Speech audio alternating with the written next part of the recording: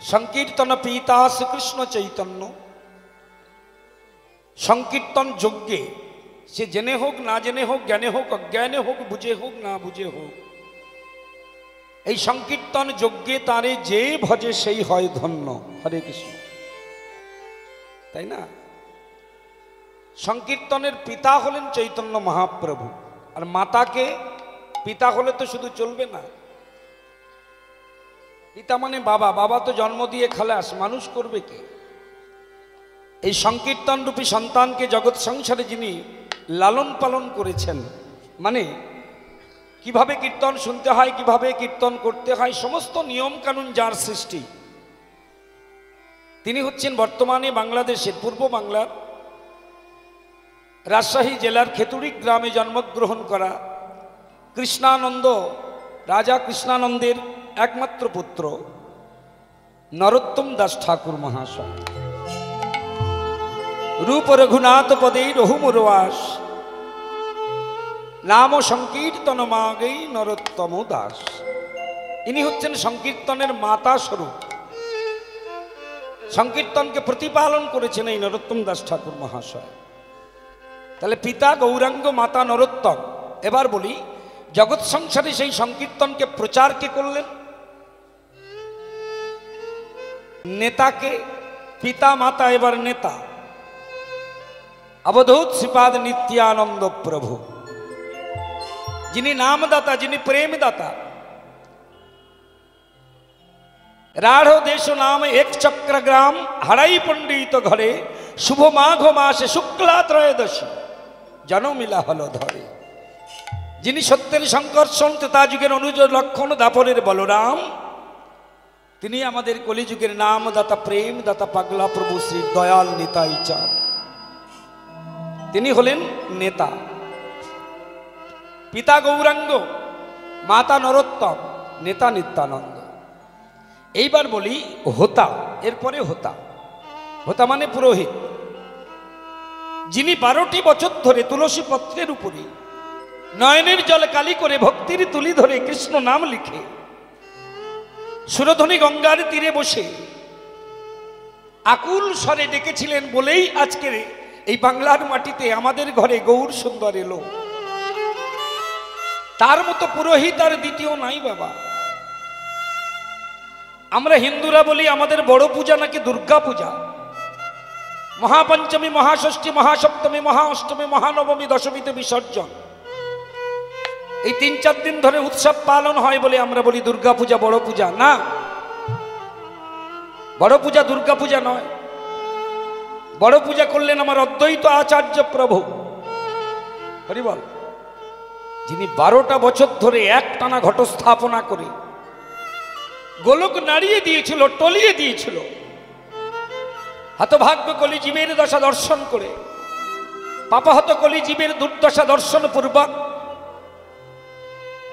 যিনি দেবের আদিদেব মহেশ্বর, কৃপা করে, করুণা করে, দয়া করে পতিত পাবন গৌর হরিকে নামিয়ে এনেছিল ধরাতলে। তিনি গৌর আনা ঠাকুর, শান্তিপুরের বুড়ো মালি, এই কলিযুগের নামের হোতা অদ্বৈত আচার্য প্রভু, হরি বল। তাহলে পিতা গৌরাঙ্গ, মাতা নরোত্তম, নেতা নিত্যানন্দ, হোতা অদ্বৈত। এবার সংকীর্তন মানে সবাই মিলে সমকীর্তন, ভ্রাতৃত্বের বন্ধনে আবদ্ধ হয়ে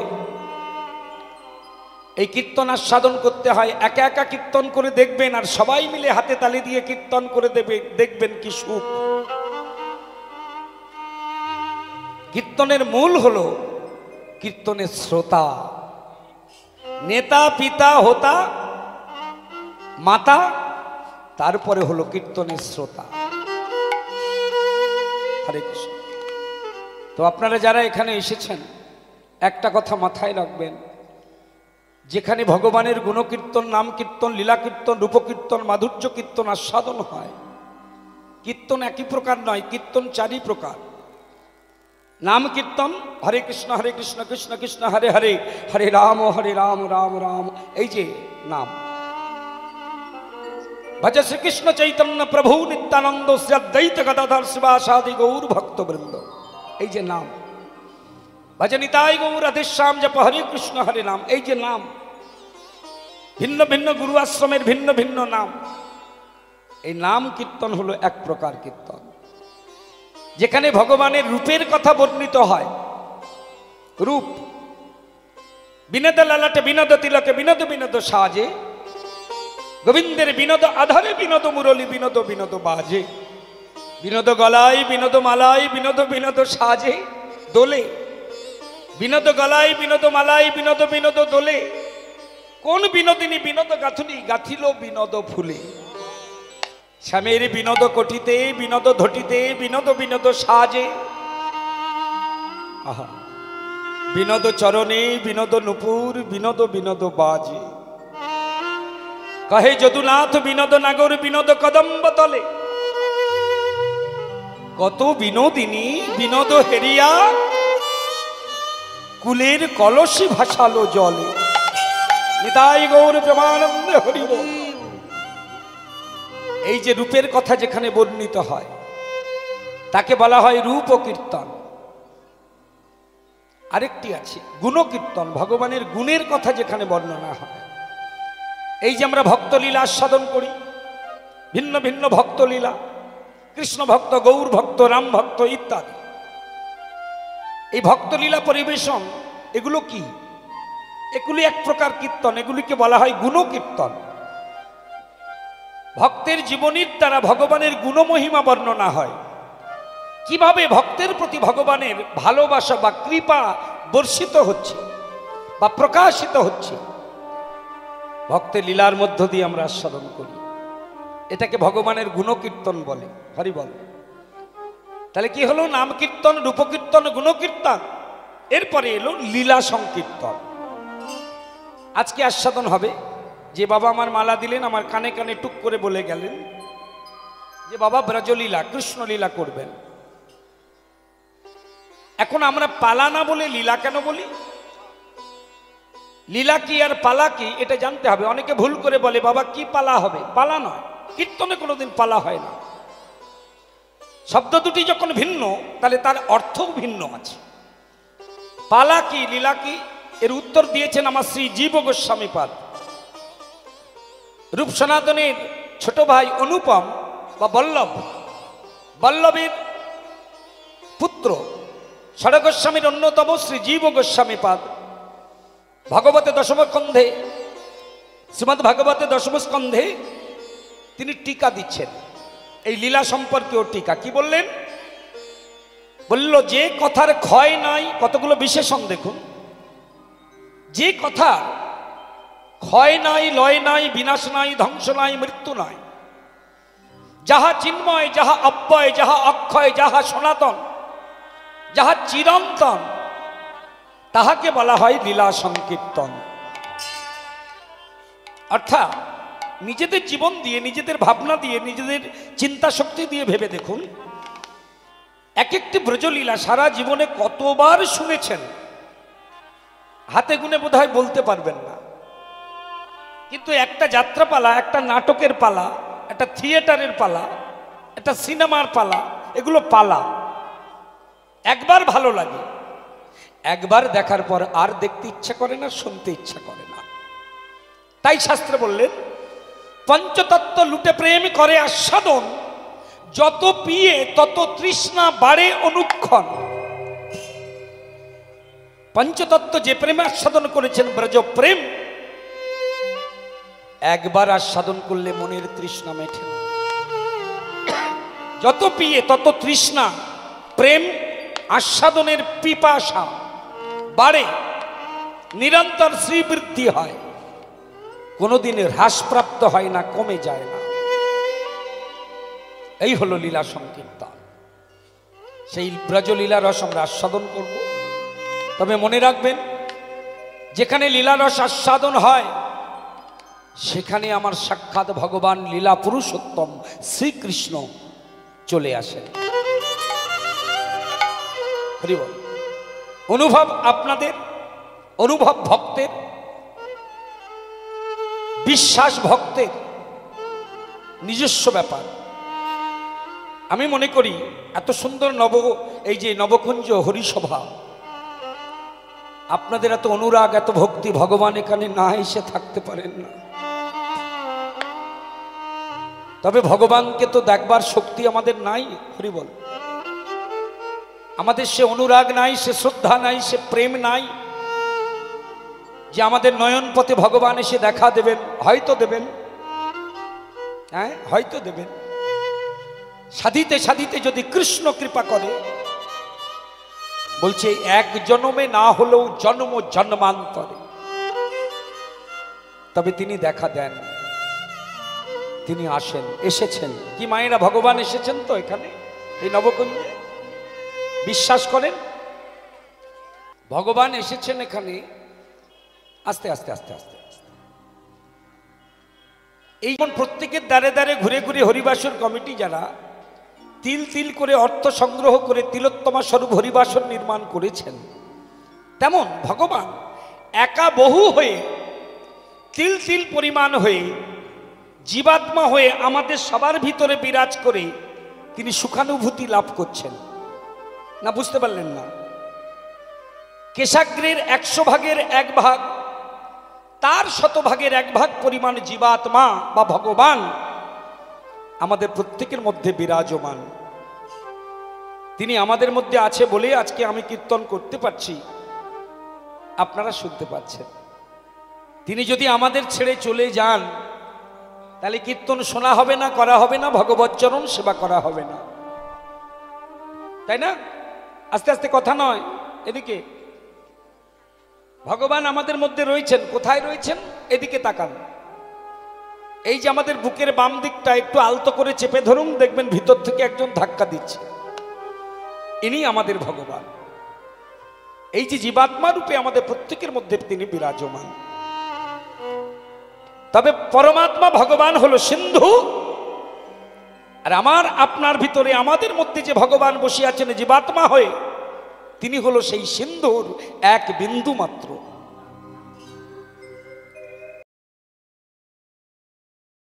ওইদিকে তো মায়েরা, ভগবান যে আমাদের শক্তি সঞ্চার করছেন, ভগবান যে কৃপা করছেন, এটা যদি অনুভব করতে হয় কথাগুলি মন দিয়ে শুনবেন।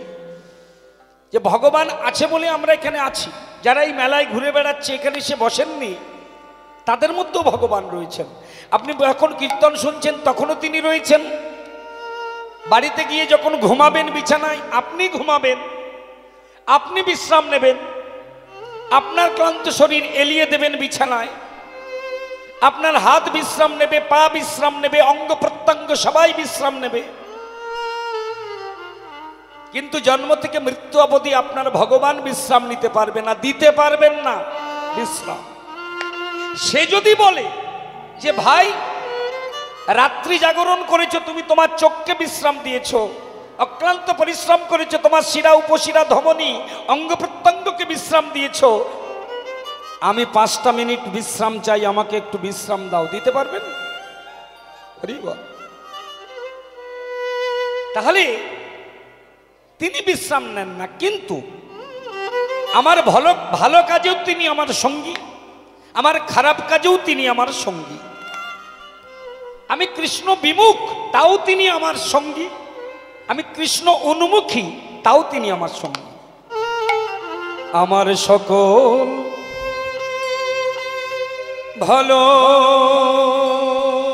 ভালোবাসায় সকলে আঘাত, সকল আশায় তুমি ছিলে আমার কাছে, তুমি ছিলে। কিন্তু আমরা এমন, তিনি যে আমাদের এত কৃপা করে আমার মধ্যে বসে আমাকে পরিচালনা করছে।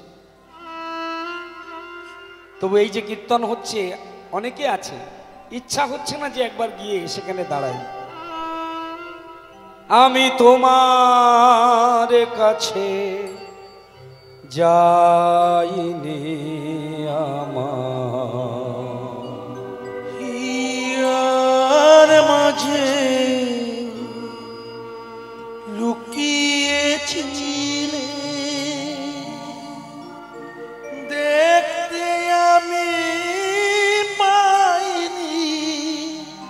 তোমায় দেখতে আমি পাইনি। বাহির পানে চোখ মেলেছি, বাহির পানে আমার হৃদয় পানে চাইনি আমার। হিয়ার মাঝে লুকিয়েছিলে, দেখতে আমি পাই, তোমায় দেখতে আমি পাইনি। আমি তোমাকে ছেড়ে দূরে, বহু দূরে চলে গেছি। তোমার নাম, তোমার গান, তোমার গুণ, কত যুক্তি খাড়া করেছি যে কীর্তন শুনে কি হবে, কত যুক্তি খাড়া করেছি যে হরি নাম করে কি হবে, কিন্তু একবার ভেবে দেখিনি আমি যখন জগৎ সংসার ছেড়ে চলে যাব, তুমি যখন আমায় ছেড়ে চলে যাবে, তখন আমিও সংসার ছেড়ে চলে যাব। আজ আমি হরিনামে না শুনলেও যেদিন আমি জগৎ ছেড়ে চলে যাব, এই হরিনামই হবে আমার সঙ্গী। আমি কত যুক্তি খাড়া করেছি যে ভগবান চোখে দেখা যায় না, যাকে চোখে দেখা যায় না তার জন্য কেন এত উন্মাদনা, কিন্তু আমি একবার অনুভব করতে চাইনি। আমি যদি সত্যি অনুভব করতাম, নিশ্চয়ই আমি তোমার উপস্থিতি অনুভব করতে পারতাম। তুমি আছো এখানে, কিভাবে আছো? একটা জিনিসের মধ্যে ভগবান থাকে, ভালো করে মন দিয়ে মনে গেঁথে নিন কথাটা। এক কথায় প্রশ্নের উত্তর, ভগবান কোথায়, গোবিন্দ কোথায়? বলছে যেখানে আছে আনন্দ, সেখানেই আছে আমার গোবিন্দ। আহা, এই যে আপনারা হিংসার দেশ ভুলে গিয়ে এই মাটির মধ্যে বসে কীর্তন শুনছেন কত আনন্দ করে, এই যে প্রসাদ পেলেন ওখানে, সনাতন প্রভুকে জীব গোস্বামী, সনাতন প্রভুকে আমার মহাপ্রভু বলেছিল, নামে রুচি জীবে প্রেমে বৈষ্ণব সেবন। নামে রুচি, নামকে ভালোবাসতে হবে, জীবে প্রেম, জীব মানে প্রাণী, জীব নয়। নামে রুচি জিভে প্রেম, জীবে প্রেম আর বৈষ্ণবের সেবন, ইহাই কলির ধর্ম শুনো সনাতন। তো এই যে বৈষ্ণব সেবা চলছে, সেবা পাবার সময় কত আনন্দ, এই যে সেবাতে আনন্দ, কীর্তনে আনন্দ, স্মরণে চিন্তনে আনন্দ, এই আনন্দের মধ্যে আছে আমার গোবিন্দ। তাই গানের মধ্যে কবি বলছেন, কি বলছেন? তুমি মোর আনন্দ হয়ে ছিলে আমার খেলায়, তুমি মোর আনন্দ হয়ে ছিলে আমার খেলা,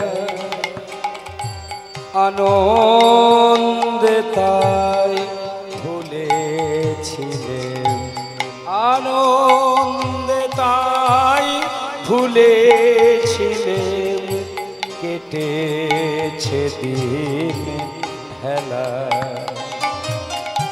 গোপন রহি গভীর প্রাণে আমার দুঃখ সুখের গানে, গোপন রহি গভীর প্রাণে আমার দুঃখ সুখের গানে, সুর দিয়েছ তুমি গানে, সুর দিয়েছ তুমি, আমি তোমার গান তো গাইনি আমার। হিয়ার মাঝে লুকিয়েছিলে, দেখতে আমি পাই,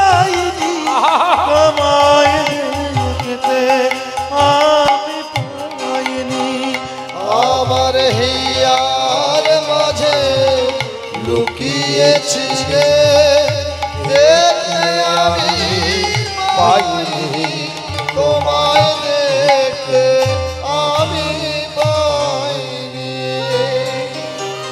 আজও লীলা করে গোরা রায়, আজও লীলা করে শ্যাম রায়, কোন ভাগ্যবান সেই নিত্য লীলা, যে লীলা আজকে আপনারা কানে শুনছেন। যদি ভজন সঠিক হয়, গুরু কৃপা সঠিক হয়, তবে অবশ্যই সেই নিত্য লীলা দেখিবারে পায়। হরি হরি বল। চলুন আমরা সেই 500 বছর আগে ঘটে যাওয়া গৌরাঙ্গের লীলা স্মরণ একটু ছোট্ট করে আস্বাদন করে, অপ্রাকৃত চিন্ময় ধাম প্রেম রাজ্যের বৃন্দাবন, মাধুর্য মণ্ডিত শ্রীধাম বৃন্দাবনের অকৈতব প্রেম লীলা, যে লীলা ভব বিরিঞ্চি বাঞ্ছিত লীলা, যে লীলা দেবতা বাঞ্ছিত লীলা, মুনিজন যোগীজন সাধকগণ বাঞ্ছিত লীলা, সেই গোপন লীলা রস আমরা আজকে আস্বাদন করব। সবাই মিলে একবার জয়ধ্বনি করবেন। অবধূত শ্রীপাদ নিতাই চাঁদ কি, নামদাতা প্রেম দাতা দয়াল নিতাই কি, জগৎ গুরু শ্রীপাদ নিত্যানন্দ প্রভু কি। আশ্রয় করিয়া ভজে তারে কৃষ্ণ নাহি তজে, বলছে আর সবে মরে অকারণ। হরে কৃষ্ণ। নিতাই বিনে ভাই আমার গৌর নাহি পাই। তাই নিতাই নামে জয়ধ্বনি দিয়ে গৌর কৃপা পাবার জন্য এলাম নবদ্বীপে গঙ্গার তীরে। সময়টি রাত্রিবেলা, এই যে সূর্য ডুবে গেছে, রাত্রিবেলা। সমবেত ভক্তবৃন্দ ভক্তমণ্ডলীকে সঙ্গে নিয়ে গৌর সুন্দর আমার নাচতে নাচতে যাচ্ছেন আর হরিনাম করতে করতে যাচ্ছেন। জায়গাটি কোথায় মনে রাখবেন, গঙ্গার তীর। কুলুকুলু না দে বয়ে চলেছে পতিত পাবনী গঙ্গা, যে গঙ্গার জন্ম আমার এই গৌরাঙ্গের চরণে। যিনি গৌরাঙ্গ তিনি গোবিন্দ, তিনি রাম, তিনি নারায়ণ, তাই না? তিনি বিষ্ণু। महत्तं गंगाया शततमेदम भाति नीतरं यदिशा श्री विष्णु चरण कमलोत्पत्ति शुभ होगा। द्वितीय श्री लक्ष्मीरीवो सुरनरैर चरणा भवानी भर्तुर्जा शिरसी विभवत्तद्भुत गुणा। भवानीपति शिवेर माथाय जे गंगा बिराज करें, जे गंगार जन्म नारायणेर चरणे, সেই নারায়ণ তো আজকে গৌর হয়ে নদিয়ার মাটিতে হরিনাম বিতরণ করছে গো। আর সেই গঙ্গার তীরে আমার গৌর হরি কীর্তন করতে করতে যাচ্ছে। কিভাবে যাচ্ছেন? হরিনাম হাত নিচু করে করলে হবে না মা, যখন হরিনাম করতে হবে মহাপ্রভু নিজের, এখন আপনারা করছেন না তো, এখন শুনছেন, এখন তুলতে হবে না। কীর্তনম বিষ্ণু শরণম অর্চনম বন্দনম সক্ষম দাস্যম পাদ সেবনম আত্মনিবেদনম। এই নববিধা ভক্তির মধ্যে শ্রেষ্ঠ হলো শ্রবণ। এই যেটা আপনারা করছেন, শ্রবণ করবার সময় প্রাণ ভরে শ্রবণ করবেন, আর কীর্তন যখন করবেন দুটি বাহু তুলে করবেন। কেমন? ভুজ যোগ তোলে গোরা, যোগ তোলে গোরা, নাচি নাচি যায় গৌর, নাচি নাচি যায়, নাচি নাচি যায়।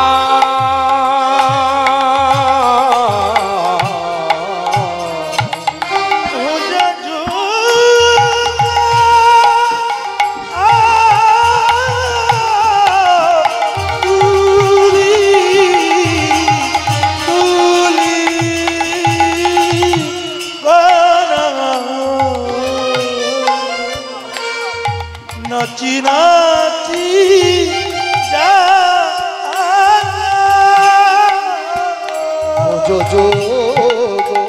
ওলে গোরা গোরা, নাচি নাচি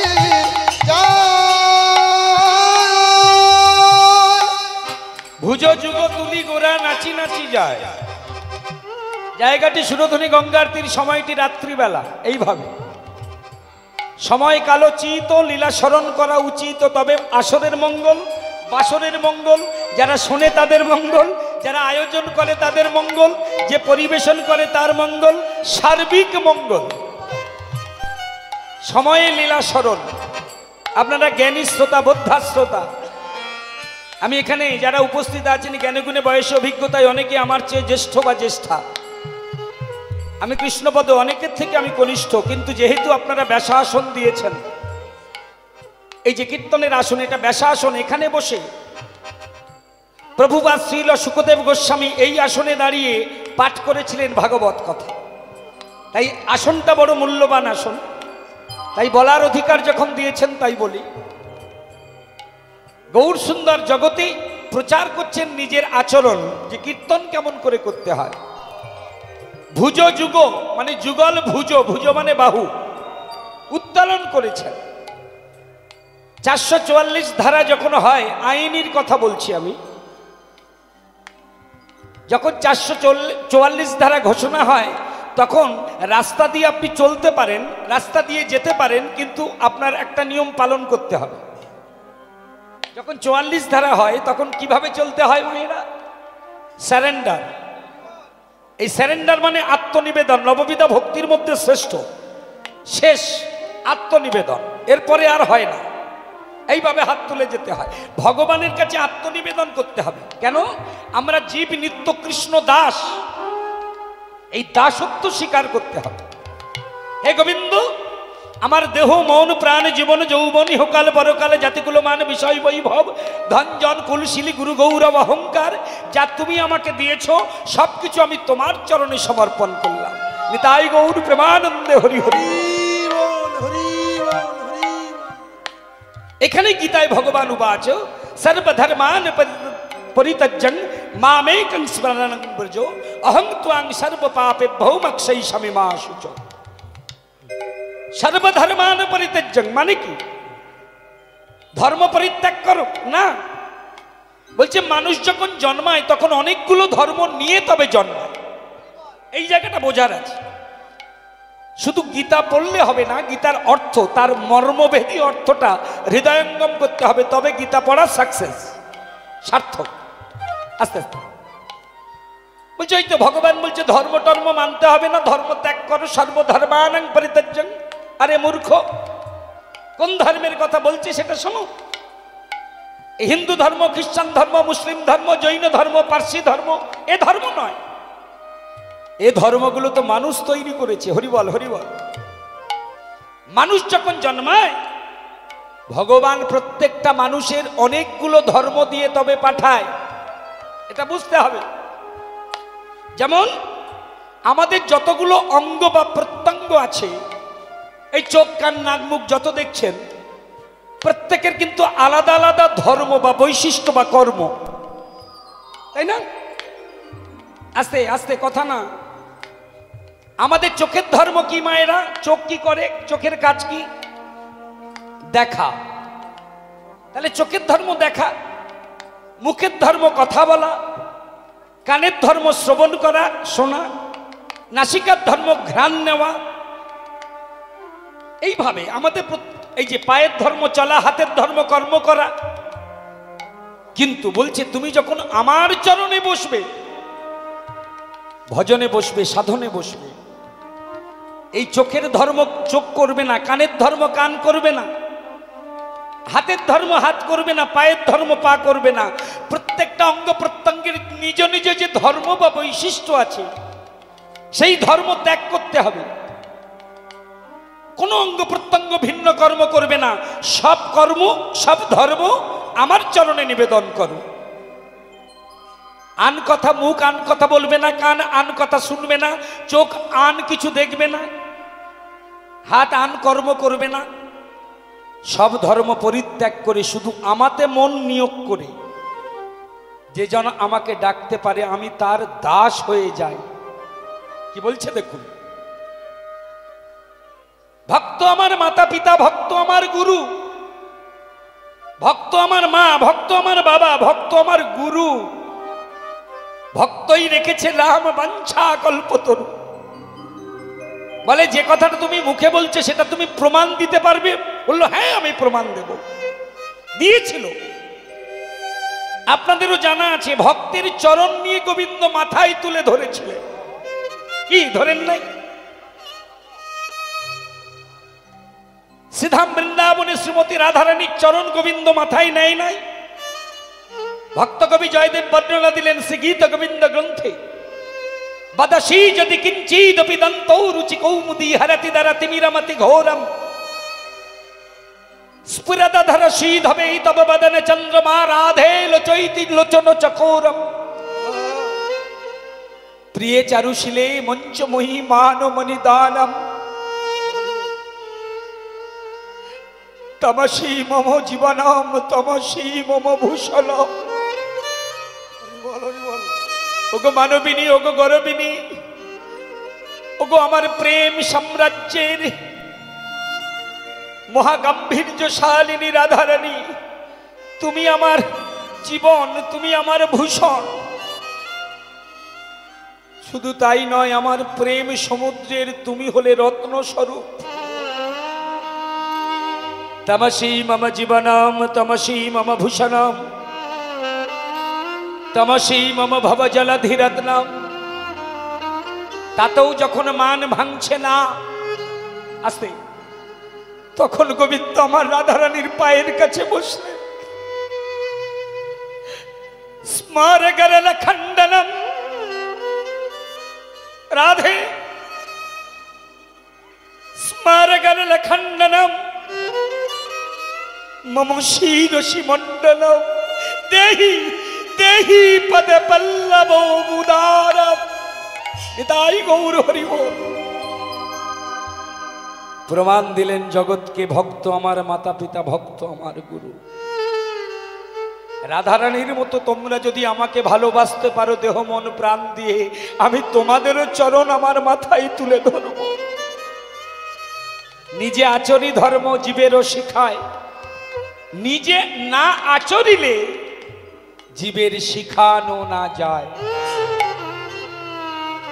তাই গৌর সুন্দর জগৎকে শিখাবার জন্য তিনি দুটি বাহু তুলে ভুজ যুগ তো তুলে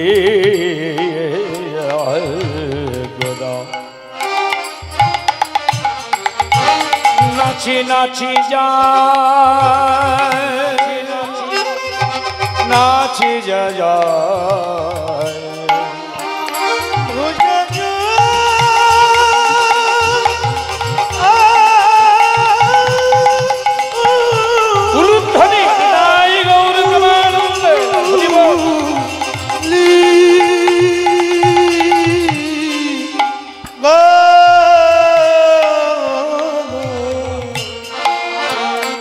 নাচি নাচি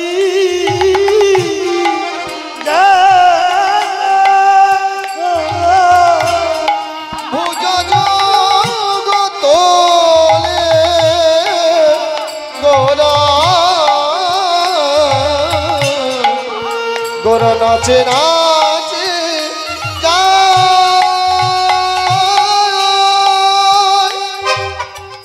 গৌর সুন্দর দুটি বাহু তুলে নাচি নাচি যায়। আর তার গলায় ওগো গলে দোলে বনমালা বনমালা বনমালা আমার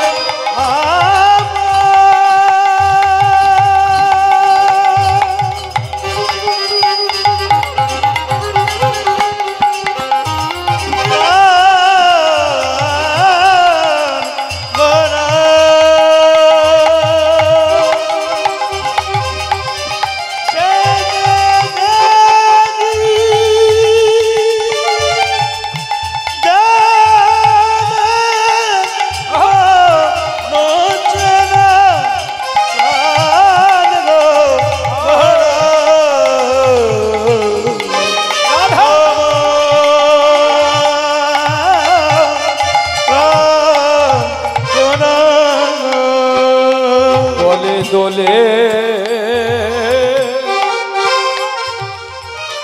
আজকে গৌরাঙ্গ এইখানে মন নিবেশ করবেন। একটা প্রবাদ আছে জানেন তো, বলছে যে দেবতা যে ফুলে কি হয় মায়েরা? তুষ্ট হয়। সব দেবতা সব ফুল ভালোবাসে না, বাসে? যেমন মা কালী যে ফুল পেলে তুষ্ট হয়, বলুন তো কি ফুল? মা কালীর পছন্দের ফুল কি? হ্যাঁ, জবা ফুল। আর একটা দেবতা আছে যিনি জবা ফুল পছন্দ করেন, কে বলুন তো?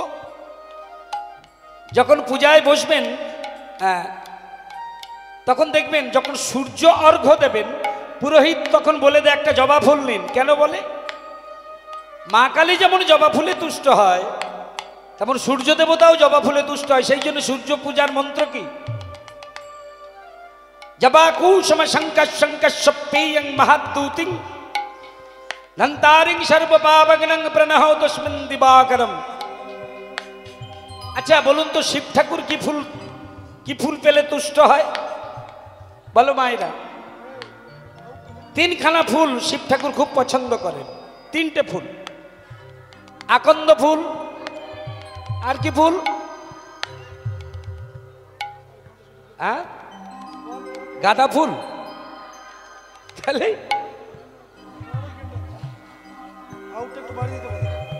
হ্যাঁ,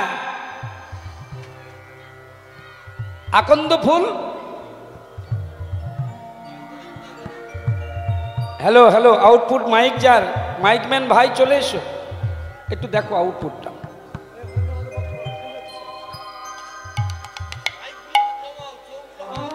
চোঙগুলো একটু কমিয়ে দাও হালকা, হ্যাঁ চোঙগুলো একটু কমিয়ে দাও, চোঙগুলো। একটা গান আছে জানেন তো, শিব ঠাকুরের গলায় দোলে কি ফুলের মালা? বইচি ফুলের মালা রে।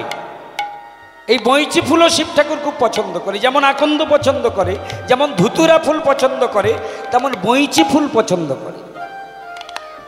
আচ্ছা, শনি ঠাকুর কি পছন্দ করে? কি ফুল? নীল রঙের ফুল, বিশেষ করে অপরাজিতা বড় ঠাকুরের খুব পছন্দের ফুল। যেমন সরস্বতী পূজায় যে ফুল অবশ্যই দিতে হয়, বলুন তো কি ফুল? আস্তে, সরস্বতী পূজায় কোন ফুল লাগে? অন্য কোনো পূজায় লাগে না ওই ফুল, বলো?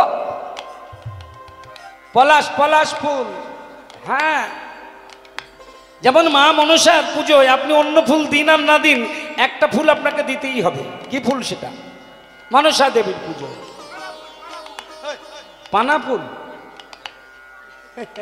না না, ওই যে ফুলটা আমরা হয়তো ভালোবাসি না, কিন্তু যে নালটা, ফুলের নাল আমাদের খুব ভালো লাগে, উপাদেয় সেবা, খুব উপাদেয়।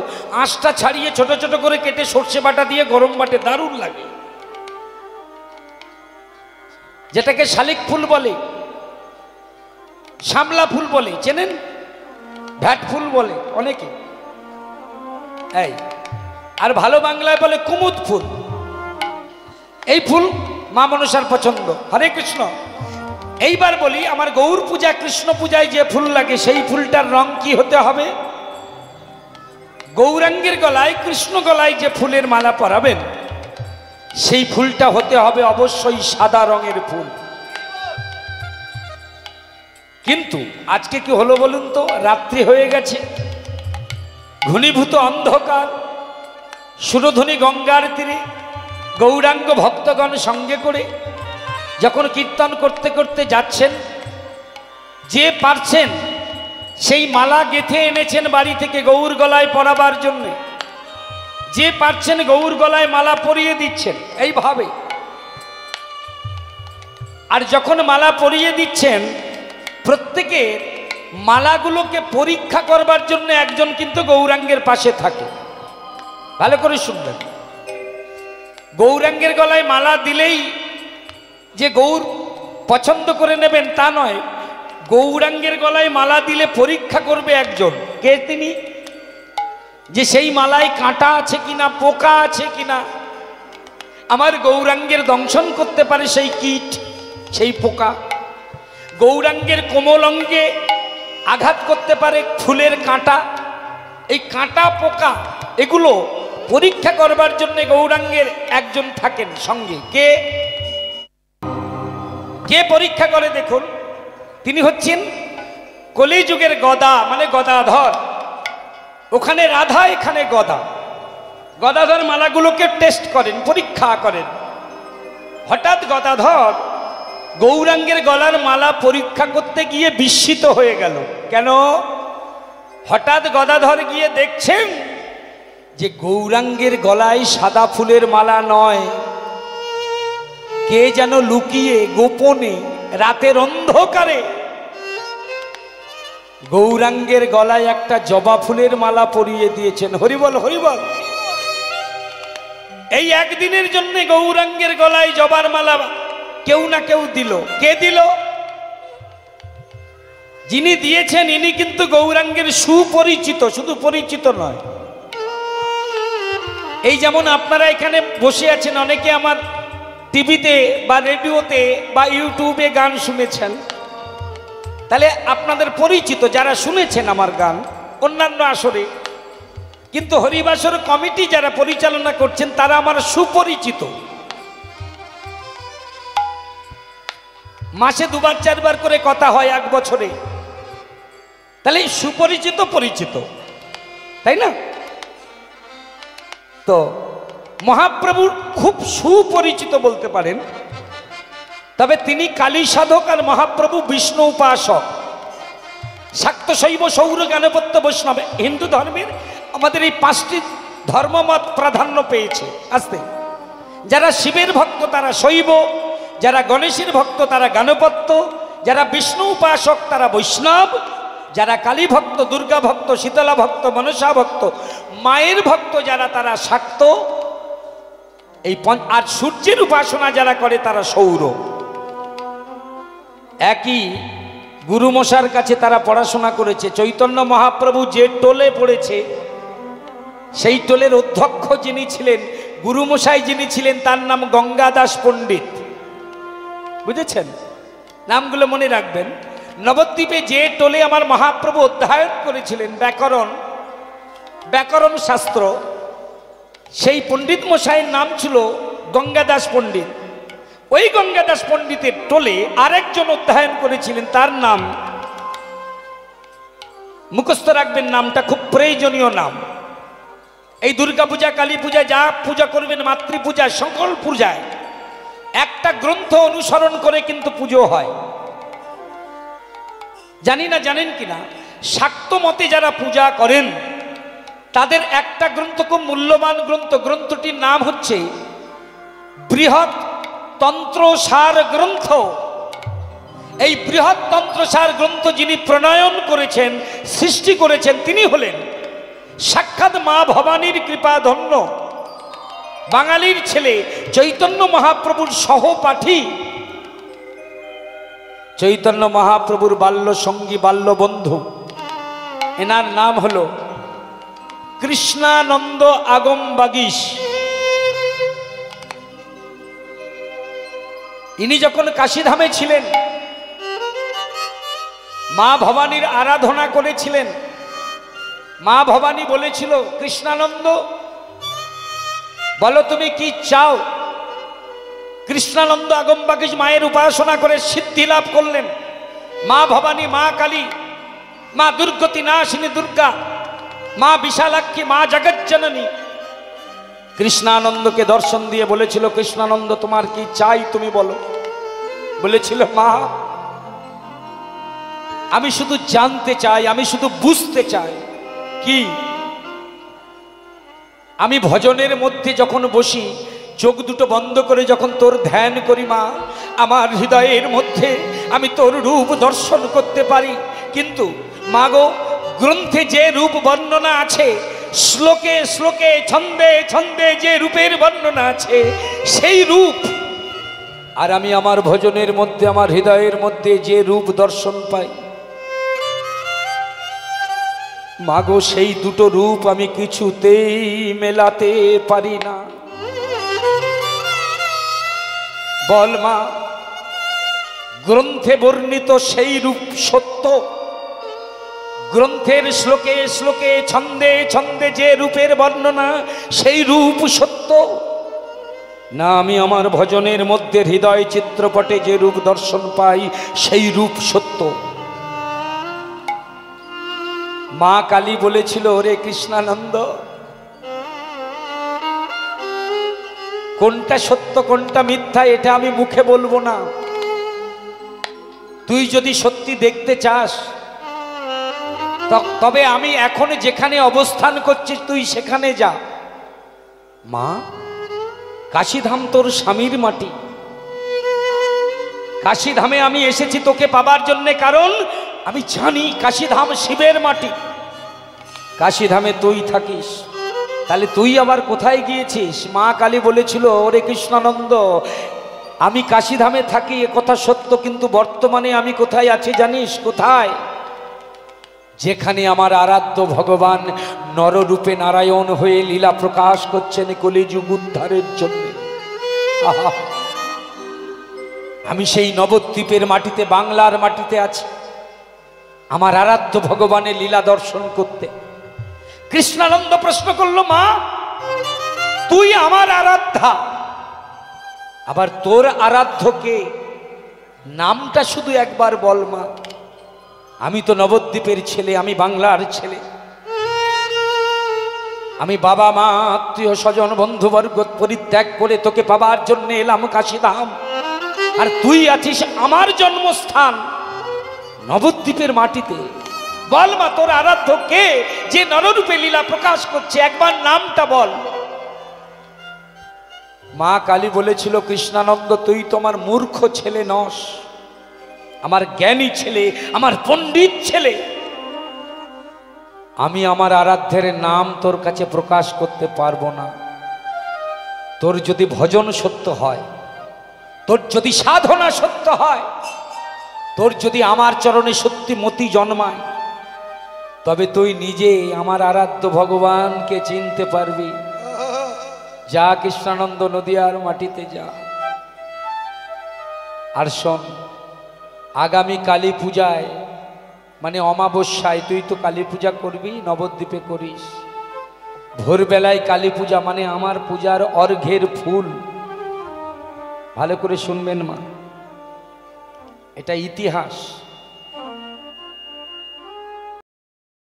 আগামী অমাবস্যায় আমার পূজা করে ব্রহ্ম মুহূর্তে আমার পূজার অর্ঘ্যের ফুলগুলো নিয়ে গঙ্গায় ভাসিয়ে দিবি। আর গঙ্গার জলে স্নান করে সিক্ত বস্ত্রে ভিজে কাপড়ে যখন তুই ঘরে ফিরে আসবি, ফেরার সময় তুই আমার আসল রূপ দেখতে পাবি। ওই ঘরে ফেরার সময় ভোরের বেলা যে রূপটা তুই দেখতে পারবি, জানবি ওটাই আমার রূপ। যা। কৃষ্ণানন্দ ফিরে এলো নবদ্বীপের মাটিতে। পুণ্য অমাবস্যা তিথিতে করলো মায়ের পুজো সারা রাত ধরে। ভোরবেলায় মায়ের পূজার ফুল নিয়ে অঞ্জলি দিল। সেই অঞ্জলির বাসি ফুলগুলো নিয়ে গঙ্গার জলে বিসর্জন দিল। গঙ্গার জলে ফুল ভাসিয়ে দিয়ে যখন ঘরে ফিরছে, সেই সময় নবদ্বীপে চাষার ঘরের এক মেয়ে, চাষা মানে একটা জাতি আছে বাবা, নবদ্বীপে যদি যান চাষা পাড়ায় যাবেন, চাষা মানে একটা জাতি। চাষার ঘরের কালো রঙের একটা মেয়ে, একদম ঝিঙের দানার মতো কালো। ভোরের বেলা সে গোবর মানে গোময়ের তাল বাম হাতে ধরে, ডান হাতে গোময়ের তাল থেকে ছোট ছোট করে কেটে রাস্তার পাশে গোয়াল ঘরের বাইরের দেওয়ালে ঘুঁটে দিচ্ছিল। আর এই কাজ করতে করতে তার অঙ্গের বসনটা এলোমেলো হয়ে গেল। একই শতচ্ছিন্ন বস্ত্র, গায়ের কালো রং, একটা হাতে গোময়ের তাল, একটা হাতে গোময় কাটছেন আর দেয়ালে মারছেন, এই অর্ধনগ্ন অবস্থায়। চাষার ঘরের মেয়েটা সবে মাত্র গোময়ের তাল থেকে গোবরটা কেটে, গোময়টা কেটে দেয়ালে মারতে যাবে, হাতটা যেই তুলেছেন, ভোরের আবছায় আবছায় অন্ধকারে কৃষ্ণানন্দ এলো ওই চাষির ঘরের মেয়েটার পিছনে। এই তো সেই কালো রূপ। মা, ভজনের মধ্য দিয়ে আমার হৃদয়ের মধ্যে অর্ধনগ্ন যে মাতৃরূপ আমি প্রতিনিয়ত দর্শন করি, এই তো সেই রূপ। বাম হাতে যে গোময়ের তাল, ওটা যদি উল্টে দেওয়া যায় তাহলে হয়ে যাবে রক্ত বীজাসুরের কাটা মাথা। দক্ষিণ হস্ত উত্তোলন করা, ওই হাতে যদি একটা শানিত খড়গ দেওয়া যায়, তাহলে তো তোর রূপ পরিস্ফুট হবে, দর্শিত হবে। এইবার একটা জিনিস বাকি আছে, মায়ের জিহ্বাটা বেরিয়ে থাকে। কৃষ্ণানন্দ যেই অস্ফুট স্বরে মা মা মা মা বলে ডেকেছেন, ওই চাষার ঘরের মেয়েটা পিছন দিকে তাকিয়ে দেখলো একটা পণ্ডিত দাঁড়িয়ে দাঁড়িয়ে মা মা করছে, দুটো হাত বন্ধ, এ হাতে গোময় এ হাতে গোময়, বস্ত্রটা অঙ্গ থেকে সরে গিয়েছে। লজ্জা পেয়ে গেল মেয়েটি, কারণ নারীর লজ্জাই হলো ভূষণ। লজ্জা পেয়ে গিয়ে নিজের বস্ত্র সামলাতে না পেরে পণ্ডিতের চোখে চোখ দিয়ে লজ্জা পেয়ে মেয়েটা জিহ্বা বাহির করলো। সঙ্গে সঙ্গে কৃষ্ণানন্দ বলল, মা আমি পেয়েছি, মা আমি পেয়েছি। শ্যামা মা কি আমার কালো রে, শ্যামা মা কি আমার কালো। জয় মা, জয় মা, জয় মা।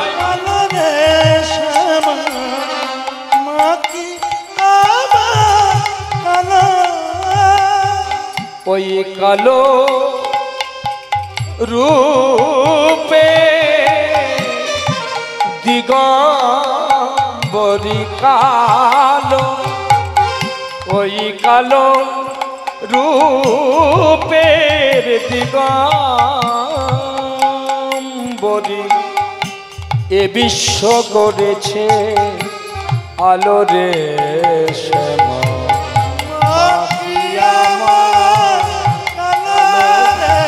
জয় মা, জয় মা।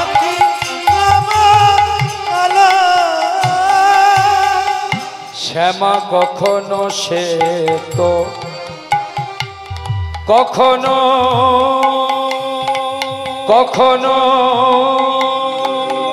কখনো পীত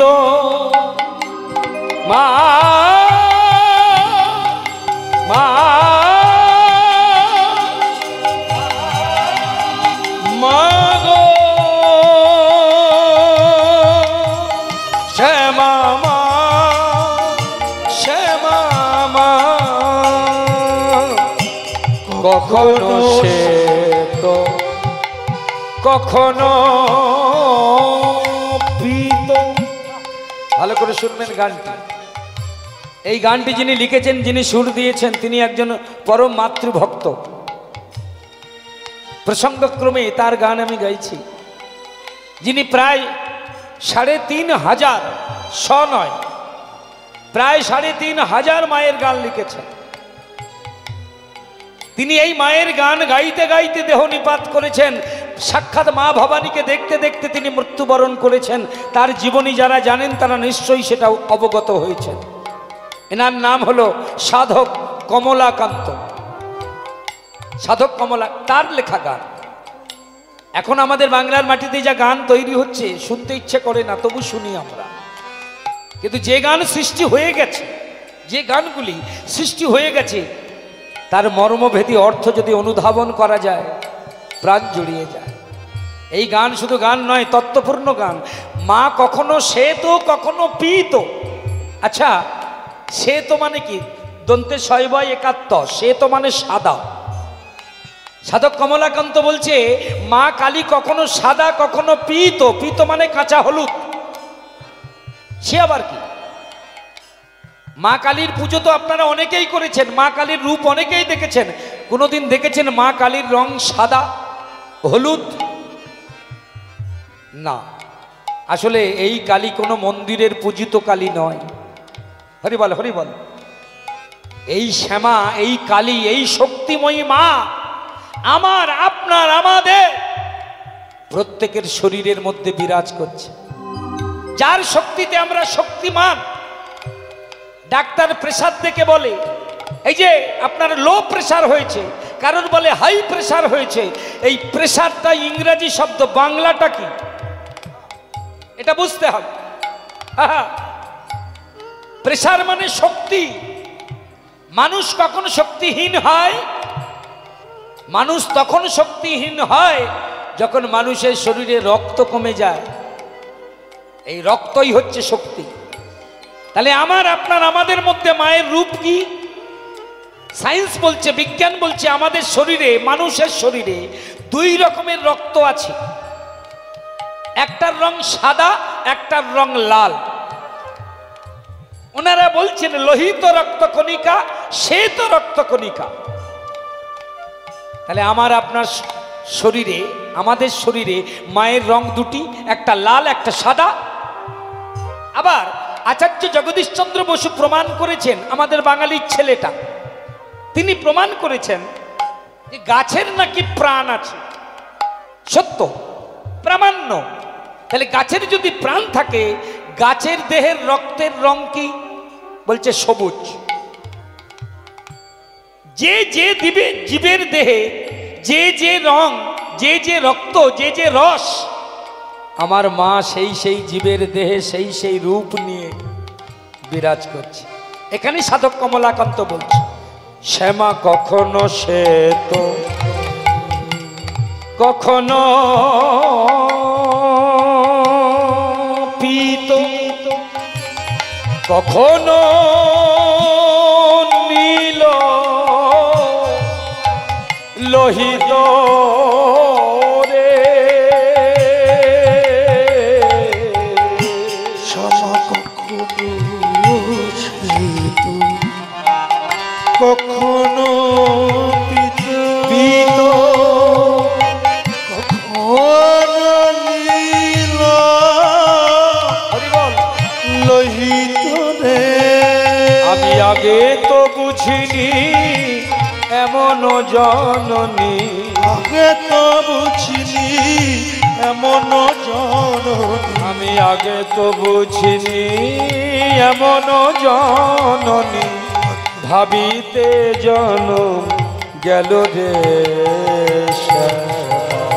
মাকি আমার কালো রে, মাকি আমার কালো, মাকি আমার কালো রে শ্যামা, মাকি গঙ্গার মাটি দিয়ে কৃষ্ণানন্দ আগমবাগীশ নির্মাণ করলেন। এই অর্ধনগ্না মাতৃরূপ, কালীরূপ, যে রূপ আমরা পূজা করি মায়েরা। আজ বাংলার মাটি দিয়ে অর্ধনগ্না কালী পুজো হয়। বস্ত্রহীন যে কালী, দেখেন না, হাত দিয়ে লজ্জাস্থান ঢাকা যে কালী মূর্তি, এই নগ্ন কালীর মূর্তি যিনি প্রতিষ্ঠা করেছেন, তিনি হলেন বৃহত্তন্ত্র সার গ্রন্থ প্রণেতা, বাঙালির গর্বের সম্পদ কৃষ্ণানন্দ আগমবাগীশ।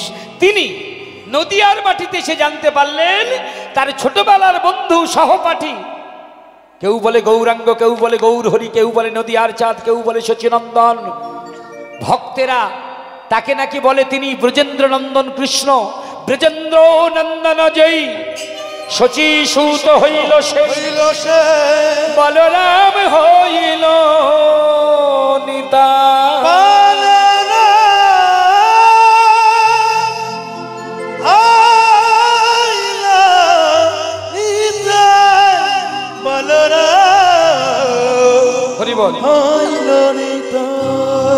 যিনি ব্রজের ব্রজেন্দ্র নন্দন, তিনি নদিয়ার শচীনন্দন।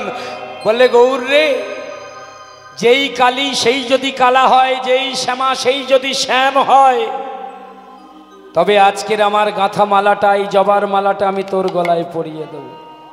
রাতের অন্ধকারে গঙ্গার তীরে এই রাত্রিবেলায় কৃষ্ণানন্দ আগমবাগীশ বাল্য বন্ধু সহপাঠী, যে মালাটা পরাবার কথা ছিল মা কালীর গলায়, সেই মালাটা তার বন্ধু গৌরাঙ্গের গলায় গোপনে পরিয়ে দিয়েছেন। গদাধর বলে, প্রভু তোমার গলায় জবার মালা কে পরালো?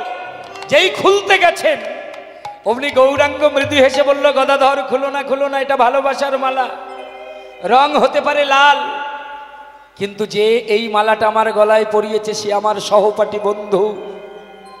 আমি ভক্ত বৎসল, ভগবান ভক্তের বাসনা পূরণ আমার ধর্ম। তাই গদাধর, যে বাসনা নিয়ে ভক্ত গলায় মালা পরিয়ে দিয়েছে, তুমি যদি মালাটা খুলে ফেলো ভক্তের অপমান হবে। ভক্ত বাঞ্ছা পূর্ণকারী নামে কলঙ্ক হবে, তাই তুমি খুলে ফেলো না। তাই নিজের গলার দিকে নিজে তাকিয়ে জবার মালা দর্শন করে বৃন্দাবনের কথা মনে পড়ে গেল। গদাধর, বৃন্দাবনের মাটিতে আমি একদিনের জন্য কৃষ্ণ হয়ে জবার মালা পরেছিলাম না, আমি পরি নাই, আমার গলায় পরিয়ে দিয়েছিল। কে পরিয়ে দিয়েছিল? সারা বিশ্বের মাটিতে সবচেয়ে আমি যাকে বেশি ভালোবাসি, বিশ্বভানু রাজনন্দিনী শ্রীমতী রাধারানী নিজের হাতে জবার মালা গেঁথে আমার গলায় পরিয়েছিল। কোন জায়গায়? বৃন্দাবনের 12খানা বন, 12খানা উপবনের একটি বনের নাম হলো নিধুবন। সেই নিধুবনের মাটিতে আমি আয়ানকে মোহিত করেছিলাম, কুটিলার দর্প চূর্ণ করেছিলাম, রাধারানীর কলঙ্ক মোচন করেছিলাম। যে লীলায় কৃষ্ণকালীর ভাবে গোরা বিভাবিত হইয়া, উলুধ্বনি মায়েরা ভাবে গোরা তাই গৌরীর মানন্দে হরিব। কৃষ্ণকালীর ভাবে গোরা বিভাবিত হইয়া, রসনা মেলিয়া গোরা রহল দাঁড়াইয়া, রসনা মেলিয়া গোরা রহল দাঁড়াইয়া, রসনা মেলিয়া গোরা রহল দাঁড়াইয়া, বৃন্দাবন লীলা গোরা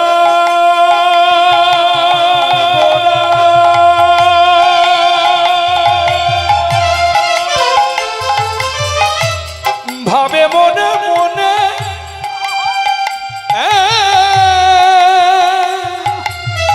পুরব পড়িল মনে, কৃষ্ণ দাস ভানে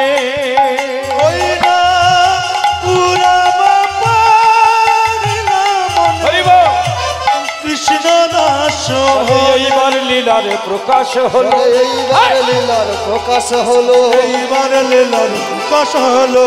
চলো সবে ব্রজে চলো, এইবার লীলার প্রকাশ হলো। চলো সবে ব্রজে চলো, এইবার লীলার প্রকাশ হলো। চলো সবে ব্রজে মুখে জয় রাধা গোবিন্দ বলো, চলো চলো জয় রাধা গোবিন্দ বলো, সবে ব্রজে চলো, এইবার লীলার প্রকাশ হলো। মিলিয়া গোরা রহল দাঁড়াইয়া, এবার পুরব পড়িল মনে, পুরব হরিল মনে, কৃষ্ণ দাসে ভনে রে পুরব এলো মনে, কৃষ্ণ দাসে ও মনে রে। जाऊं तेरे खेता तेरे खेता तेरे जाऊं तेरे खेता तेरे खेता तक तेरे झटे नेटे धो धो धो धो तेरे धो धो धो नहीं लागी लागे जा लागी लागे जा लागी लागे तक तेरे जाऊं तेरे खेता तेरे टिक टिक जाऊं तेरे खेता तक तेरे झटे नेटे धो धो धो धो तेरे धो धो धो नहीं लागी लागे जा लागी लागे जा